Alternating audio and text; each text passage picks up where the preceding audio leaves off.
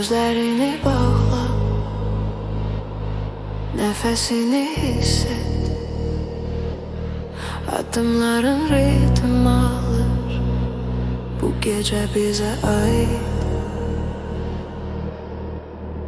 Yüngül duman barın içi, sen de mənə baxırsan gizli. Suyu karıştıran kaşık kimi daire daire fırlanır fikrim.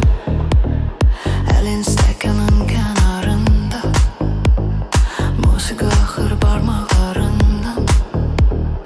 Bir anlık dayanır zaman, sonra yine yerini tapır adımlar.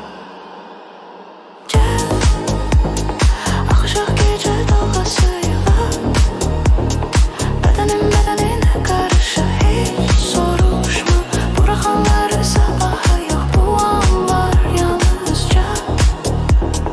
Gel, akşam gece dalgasıyla nefesin boynumda kalsın da söze ihtiyaç olmadan danış.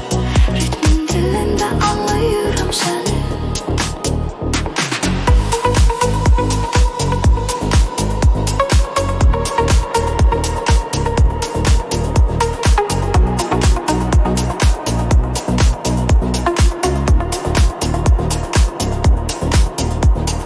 Gülüşün dudağımda yanır, gözlerin takvimin saatları çalır.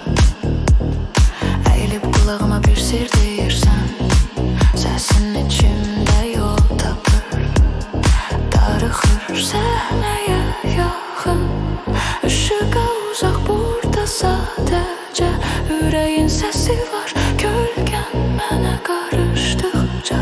Kim kimdir, fərqi qalmır axı.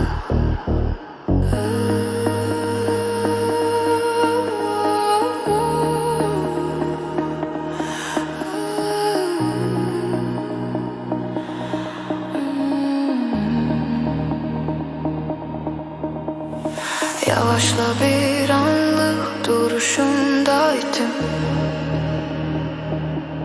seni tanımak için bir ömür yetim.